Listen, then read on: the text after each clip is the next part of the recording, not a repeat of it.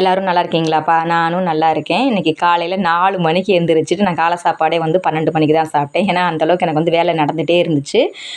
8 மணிக்கு கரண்ட் வந்துடுச்சு. அதுக்குள்ளே மாடெல்லாம் தீவன புல்ல அறுத்து போட்டு மாடெல்லாம் நிழல்ல பிடிச்சி கட்டிட்டு தண்ணி வந்து மோட்ரு போட்டு தண்ணி விட்டுட்டேன். தென்னம்பிள்ளைக்கு வந்து தண்ணி பாஞ்சிட்ருக்கு.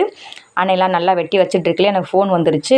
தீவன மூடை கொண்டு வந்துட்டோம், வந்து நீங்கள் தீவன மூடை இறக்கிக்கங்கன்னு சொல்லி ஃபோன் வந்த உடனே உடச்சிக்கிட்டு போயிடாத அளவுக்கு நல்லா மண்ணெல்லாம் வெட்டி கிட்டி வச்சுட்டு தோப்புலேருந்து வீட்டுக்கு கிளம்பிட்டேன். வீட்டுக்கு கிளம்புனோன்னே தீவன மூடை கொண்டு வந்துட்டாங்க. கொண்டு வந்த உடனே அவங்க வண்டி வந்து பக்கத்தில் ஷெட்டு பக்கத்தில் வந்து வர முடியலப்பா, ஏன்னா வண்டி கொஞ்சம் வேலையாக இருக்கிறனால மேட்டில் ஏறி இறங்க முடியல, நீங்கள் தலையிலே தூக்கிட்டு போயிருங்க அப்படின்னு சொல்லி தலையில் தூக்கி விட்டாங்க. நான் கொண்டு வரது வந்து 70 கிலோ மூடை, 5 மூடை கேட்டிருந்தேன். 5 மூடையுமே கொண்டு வந்து இறக்கிட்டாங்க. ஏன்னா நம்ம ரோட்டை விட்டு கொஞ்சம் காட்டு பகுதி, சரள பகுதி, அதனால் அவங்க வந்து 2 வீலரில் இருந்து கொண்டு வந்து தீவன மூடை வந்து போட முடியல. ஏன்னா வண்டி வந்து டயர் வந்து சறுக்குதுன்னு சொல்லி டிராக்டரில் அனுப்பிச்சி விட்றேன், நீங்கள் மூடையை தூக்கிக்கோங்கப்பா அப்படின்னு சொல்லிட்டு டிராக்டரில் வந்து அனுப்பிச்சி விட்ருந்தாங்க.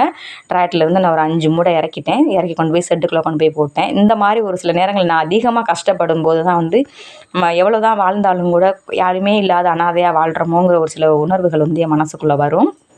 அதை தாண்டி வேறு வழி இல்லை, நம்ம காலம் முடிஞ்சிருச்சு, பசங்களுக்காக எப்படியாவது ஒரு வாழ்ந்துட்டு போகலாம் அப்படிங்கிற ஒரு மனதைரியத்திலேயே நான் வாழ்ந்துருவேன். அப்படி தான் அது நான் வாழ்ந்துட்டுருக்கேன். மூடை 5 மூடையுமே இறக்கி போட்டு அவங்க டிராக்டர் கிளம்பிருச்சு. மறுபடியும் இங்கேருந்து தோப்புக்கு நான் கிளம்பிட்டேன். தோப்புக்கு கிளம்பி போயிட்டு அங்கே தண்ணி ஓடிச்சு. மறுபடியும் வந்து தண்ணிலாம் நல்லா வெட்டி அடைச்சிட்டு, ஏன்னா நான் வந்து விதை வாங்க போகணும். ஒரு குண்டு வந்து உழவு ஓட்டி போட்டிருக்கிறதுனால அந்த குண்டில் வந்து சோளம் விதைக்கணும். அதுக்காக நான் கடைக்கு போயிட்டேன் சோளம் வாங்குறதுக்கு.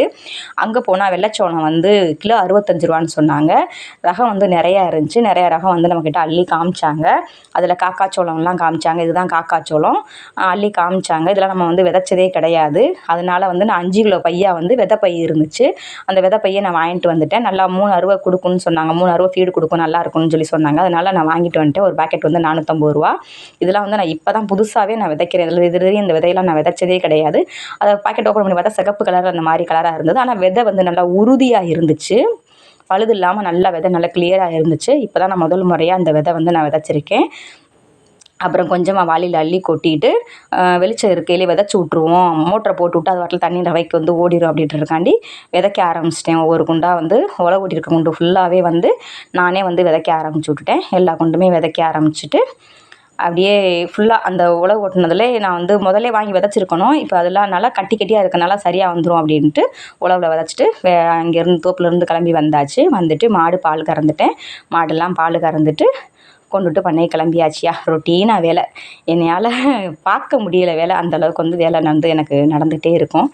ஓகே, அப்படியே ஓடிட்டே இருக்கு காலங்கள்.